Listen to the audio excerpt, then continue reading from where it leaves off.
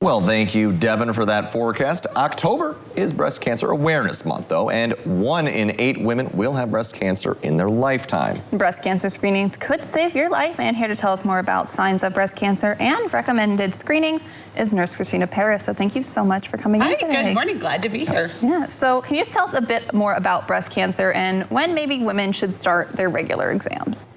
Absolutely. So breast cancer, like you said, 1 in 8 women will be diagnosed in their lifetime.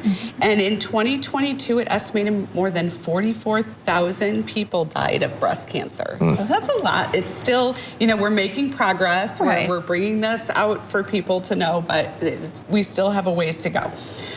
We also know that Black women are more likely to die of breast cancer. So there's some ethnicity and genetic factors to breast cancer. You can test for genetic factors such as the BRCA.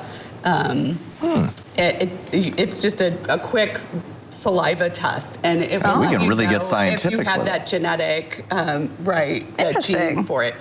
And then you can talk to your doctor and have those discussions. About 85% of breast cancer occur in women who have no family history. Wow. So, yeah, so just we're coming out of nowhere. Right. So as we age, our genes and stuff can mutate and change, and that's what causes some of these cancers. And then the VA has come up with the Service Act. So you may have heard of the PACT Act, where we talk about people who were exposed to the burn pits and other chemicals while they were in the military.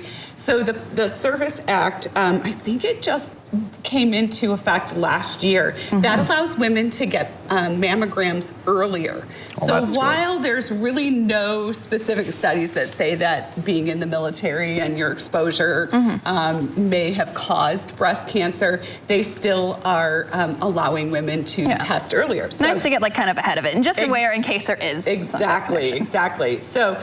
And then there's, of course, self-breast exams. Now, the VA and the American Cancer Society are not recommending self-breast exams, but breastcancer.org is. So it's kind of controversial if you should still do your self-breast exams at home or not, but have those discussions with your provider as well. But then, so testing, actual mammogram testing, they really have not proven any effects to getting tested earlier than, in your 30s or younger.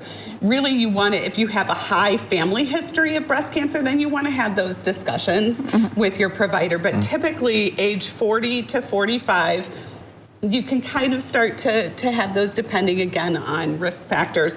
But definitely by 45 on up, you really should get annual screenings. So they take like 15 minutes. They really don't take very long. Yeah. It's not going to throw your whole day off. It's not going to throw your whole day off. This is a quick lunch break pop in, and you still have time to go to Culver's. 15 minutes to potentially save your life. Exactly. And the people have been that when I've gone in for my mammograms, they're wonderful. Like they're really, they make you feel comfortable. They don't make you feel weird or odd.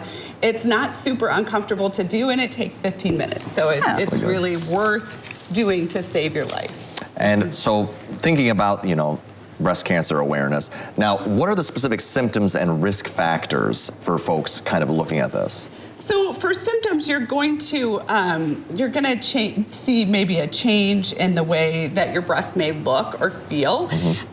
You might notice a change in the way your nipple looks and feels, any like itching or scaliness or things like that, any kind of discharge, those kind of things can be a sign. Lumpiness, just regular lumpiness. And then if you actually feel a lump, that can also, of course, be an indicator. However, women have lumpy breast tissue, like it's just can be normal. And sometimes breast tissue, you can have like one breast that's a little bit larger than the other, but if it really is off greatly, then you want to be a little more concerned and go in and have those conversations. Your providers are very comfortable with talking about that. They're absolutely pro going and getting checked out. And then the risk factors that can affect or let you know. So women who are obese are at higher risk for